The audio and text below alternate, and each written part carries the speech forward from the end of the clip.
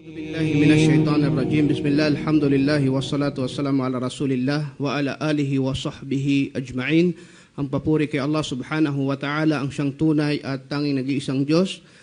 At naway ang kanyang pagpapala, kapayapaan, pagpugay ay mapasa ating mahal na propeta Muhammad sallallahu alaihi wasallam. Mga kapatid sa Islam, kahapon nag-usap kami ni Ustad. Isa sa kagandahan dito sa masjid natin, kahit na maliit ito, by the way, 2 beses na ako nakikita, pag nagsasalata, sinusukat-sukat pa niya yung, alam niyo, kung aabot siya sa sudyod dahil nalilito tayo sa linya. Sa Makkah, pagka sobrang dami ng tao, umrah o kaya hajj, maniwala kayo, wala ka talaga kayo masusudyodan, subhanallah. Ililiko mo yung katawan mo o di kaya magsudyod ka sa likod ng tao. Sa sobrang laki nun. Imagine. Kaya kikilabutan ka. 4 million o higit pa magsusudyod lahat kay Allah subhanahu wa ta'ala. Kaya malaking biyaya pa kung ano meron tayo dito. Pero kagandahan dito, mashallah, balanse ang ecosystem dito. Alam niyo kung ano ibig ko sabihin? Dito, mashallah, yung bilang ng mga tribo, iba-iba, balanse. Hindi majority yung isang particular tribes. Binabanggit ko to kasi bihira makakita ng gantong masjid. Kadalasan, Pag ang isang masjid dito sa Pilipinas ay tausog, puro tausog doon, 95%. At meron lang mahalo na 5, 3. At kadalasan pag Maranao, ganun din karami. Pero dito, Masya Allah, pantay. May tausog, may Maranao, may ibilang namatay ni Allah subhanahu wa ta'ala sa mga magkakapatid na magkakasama sa paraiso. Amin ya Allah. Masya Allah. Nakakatuwa yung ganong pakiramdam. Kasi para bang natatanggal yung tribalism issue. No? Alhamdulillah. Bilang pagpapatuloy sa tinatalakay nating ang kasaysayan o kwento ng Bakara o Baka, sinabi ni Allah subhanahu wa ta'ala, فَقُلْنَا اضْرِبُوهُ بِبَعْضِهَا كَذَلِكَ يُحْيِي اللَّهُ الْمَوْتَى وَيُرِيكُمْ آيَاتِهِ لَعَلَّكُمْ تَعْقِلُونَ. Sinabi ni Allah subhanahu wa ta'ala, ipalo ninyo ang ilang mga bahagi nito at ganyang binubuhay ni Allah ang isang patay o ang patay, la'allakum ta'qilun, naway maunawaan nyo to o pag-isipan ninyo ito. Sa tafsir, iba't ibang tafsir, particular sa tafsir Ibn Kathir, merong isang lalaki na kung saan siya ay nagdua kay Allah subhanahu wa ta'ala bago siya pumanaw. Na ya Allah, ingatan mo ang aking pamilya, mag-ina, at sanggol pa yung kanyang anak. At ingatan mo rin ang tangi kong maipapamana sa kanila. Alin yon? Ang baka na ito. So meron siyang ipinamana na baka hanggang sa siya ay pumanaw. Kaya lang ang baka na yon ay iniwan niya sa gubat sa kanyang pag-aalala na ito ay hindi maproteksyonan kung nandun sa kanilang mag-ina. Alam niyo na pag nandun ka sa lugar na hindi safe, ganun yung mararamdaman ng isang taong nagmamay-ari. So iniwan niya ito sa gubat. So wild, naging wild itong baka na ito. Doon to lumaki. Hanggang sa isang araw, itong nanay at ang batang ito ay medyo malaki na, yung tipong kaya nang pumunta sa gubat. Sabi niya, alam mo ba na ang tatay mo ay merong pinamana sa'yo? Ano po yun? Baka. Hanapin mo sa gubat. Hanapin sa gubat, baka. Paano? Anong palatanda? Paano kung makikita yun? Basta pinamana ng tatay mo sa'yo yun. Nandun yung kuhain mo. Hanapin mo. At siya ay nagpunta, inshallah, tawakkaltu ala Allah. Si Allah bahala sa akin at nagpunta siya sa gubat. Pagdating niya sa gubat, kusang lumapit sa kanya yung wild na baka na yun.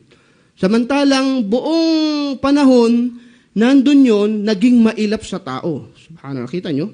Pero nung siya nakita, ito ay dua ni Allah subhanahu wa ta'ala. Ganito iningatan ni Allah subhanahu wa ta'ala yung baka na yun. At nung nakita yung bata, lumapit sa kanya yung baka. Sakto, naghahanap yung Banu Israel na kahapon tinatalakay natin.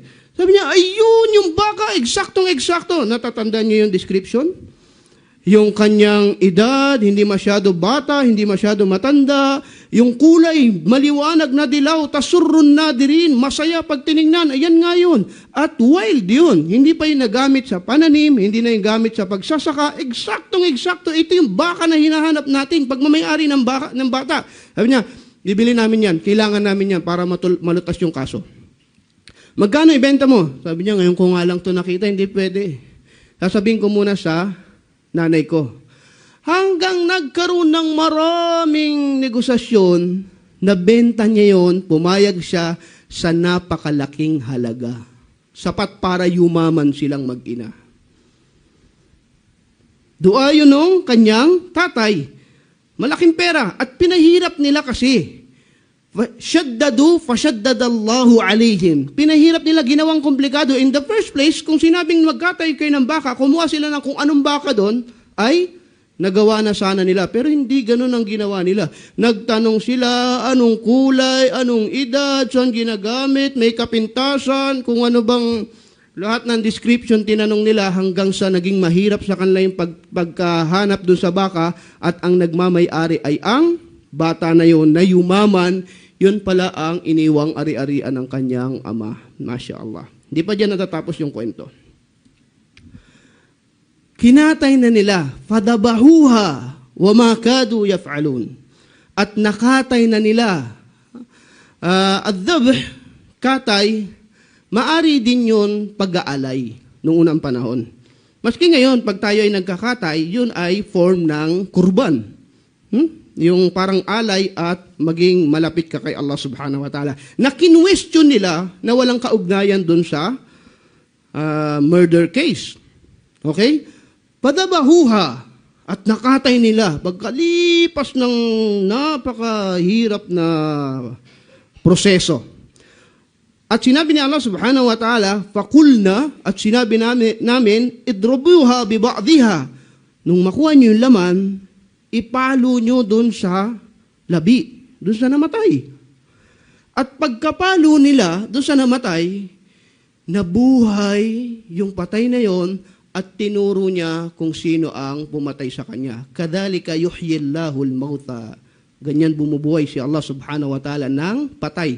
Hindi mahirap yung kay Allah. Hindi mahirap kay Allah. Ngayon, pagka nagkasakit ka, alam mo ba kung paano magpa-medical, kung ano-anong proseso pagdadaanan mo? At maraming sakit, mahirap pa munang, bago ka bigyan ng isang gamot, alam ko makaka-relate ang maraming tao dito. Grabe talaga kung ano-anong laboratory, examination, bago magbigay ganun ka particular ang mga doktor. Kaya yung mga pagbuhay ng patay, walang duda, milagro ito. Sa harap nila, sa mata nila, at nabuhay yung patay. Ang pumatay sa kanya, bumangon yung patay at tinuro yung kanyang pamangkin. Yun ang pumatay sa kanya.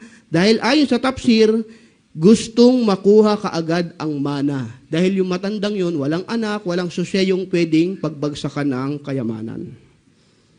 Parang teleserye lang, no? Pagka pera, may tao handang pumatay. Kahit kamag-anak. Basta dahil sa pera. Wal'iyadu billah.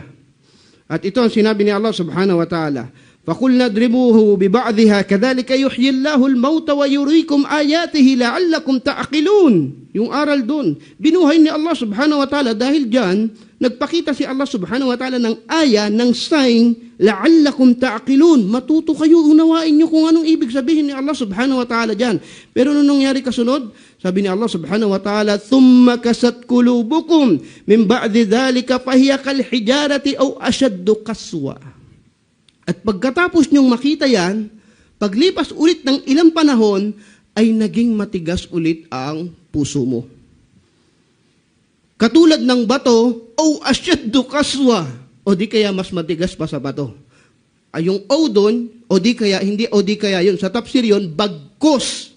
Magkaiba kasi yung o di kaya sa bagkos Anyway, hindi tayo papasok masyado sa linguistic, pero para maunawaan lang natin, nang sabihin ni Allah subhanahu wa ta'ala, at tumigas ang inyong puso na katulad ng bato, o kaya higis pa sa mas bato. Hindi ibig sabihin yung o kaya na nagtatanong, ano maganda, pula o kaya itim. Hindi yon.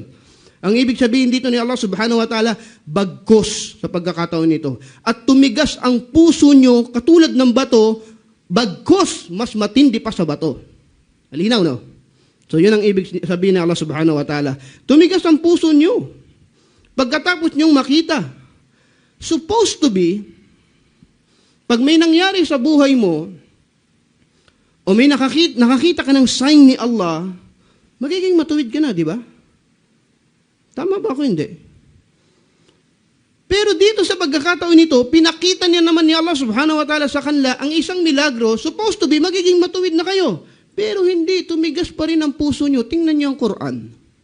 Palaging nakapokus ang Quran sa puso ng tao. Kaya ito pampalambot, ito ng pampalambot Pero yung puso ng tao, mabilis tumigas kahit ano pa mangyari sa buhay mo.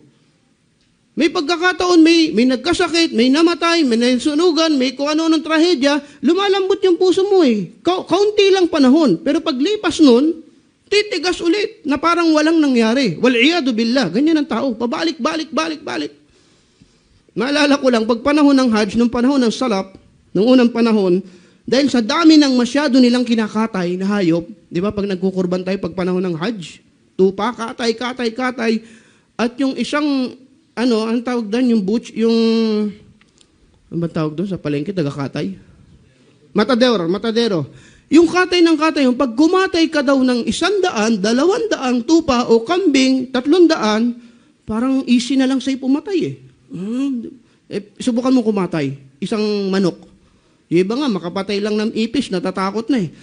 Pagkatay mo ng ganon, parang, nakapatay ka ng hayop. Pero pag sanay ka na, 100 na yung kinakatay mo, kailangan mong, ang ginagawa ng khalipa, yung mga matador, pinadadala nila doon sa pinagbabakasyon, sa mga mapupuno, mabulaklak, para manumbalik yung awa sa puso. Tumingin ka ng mga bagay na malalambot, amuin mo halimuyak ng bulaklak, para bumalik, dahil puro kakatay, puro dugo yung inasikaso mo eh. Ganyan ang puso.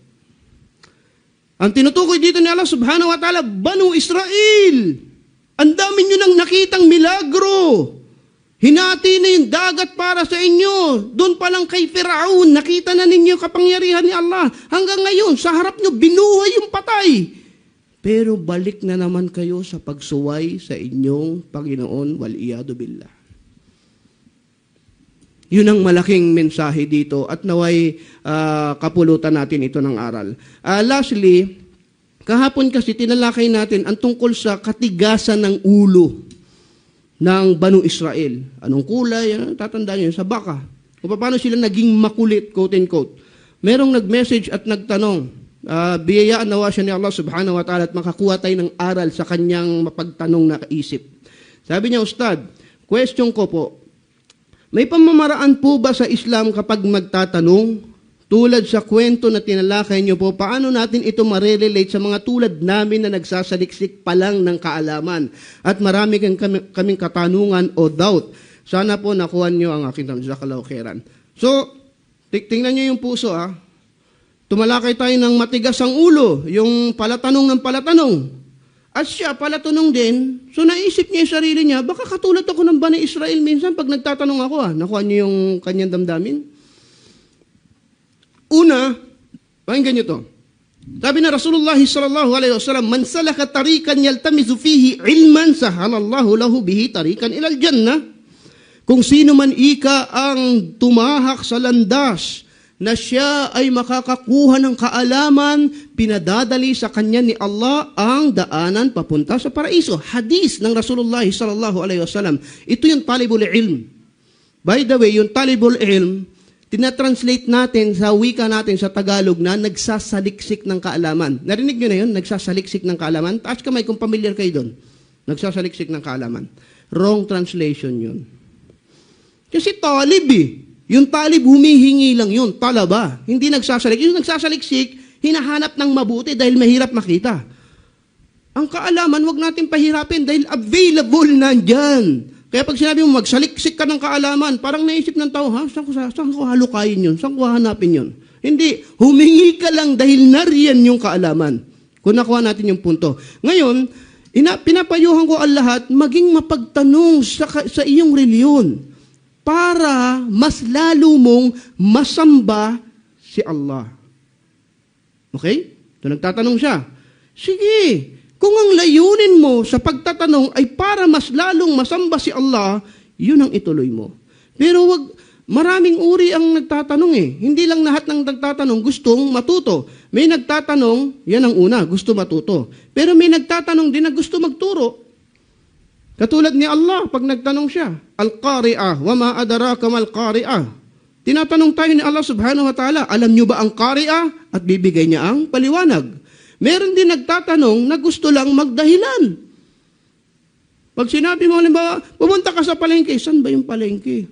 Ayaw lang niya kahit alam niya pero ayaw niya sumunod Saan ba yung palengke? Di ba mahirap nakakaligaw yun? 10 beses ka nakapunta doon. Nagdadahilan lang, kunyari nagtatanong. Meron din nagtatanong pero gustong mang-insulto. Halimbawa, Muslim, nakita ka, tinanong ng gwardiya, yung laman ng bag mo, ano to, may bomba ba to? Nagtatanong yun, pero ini-insulto ka, tinatanong kung may bomba yung bag mo. At ganito ang sitwasyon ng Banu Israel. Sa kanilang pagtatanong, may halong pang-iinsulto. At yun ang katangian na nilalarawan sa kanila ni Allah subhanahu wa ta'ala. Meron din tanong, yung walang saysay. Nonsense. Makatanong lang. Makatanong lang, tatalakayin natin yon sa kasaysayan ng mga kabataan sa kuweba. Sila yung mga nakulong sa kuweba na mahabang panahon, ang daming aral makukuha sa kanila, pero paglabas nila, kumalat na yung kwento patungkol sa kanila na naging palasamba doon sa kuweba, ang tinatanong ng mga tao, yung aso, anong kulay ba yung aso yung kasama nila? Ilan ba yung aso? Doon sila nag-focus sa aso. Hindi nila inalam kung ano yung tunay na dahilan, ba't sila nagkulong sa kuweba? May mga ganun eh. Bibigyan ko kayo ng puzzle. May isang jeep, nagbaba sa monumento, 3 pasahero, tapos pumunta sa Muñoz, 5 pasahero. Yung jeep, tinento ko, tapos tanong ko sa inyo, ano plate number ng jeep? Walang sense. Walang sense. So, kung nag-aalala tayo at nagiging palatanong tayo, isa lang ang basihan para natin malaman. Ano yun? Yung tanong natin, para ba tayo mas lalong mapalapit kay Allah? Kung yun ang dahilan, magtanong tayo. Sapagkat sinabi na Rasulullah sallallahu alaihi wasallam, "Man yuridillahu bihi khairan yufaqihu fid din." Kung sino man ang gusto ni Allah subhanahu wa ta'ala bigyan ng kabutihan, ang binibigay niya ay ano? Pag-unawa sa reliyon. Kaya sabi ni Sheikh Uthaymin, nangangamba ko sa tao na palaging tanong ng tanong, aral ng aral ng aral, subalit hindi natututo, marahil siya ay hindi kinalulugdan ng kanyang Panginoon. At ilayo nawa tayo ni Allah subhanahu wa ta'ala sa mga ganong uri ng tao. Amin ya Allah. Barakallahu fikum, jazakumullahu khairan, wa sallallahu ala nabiyina Muhammadin.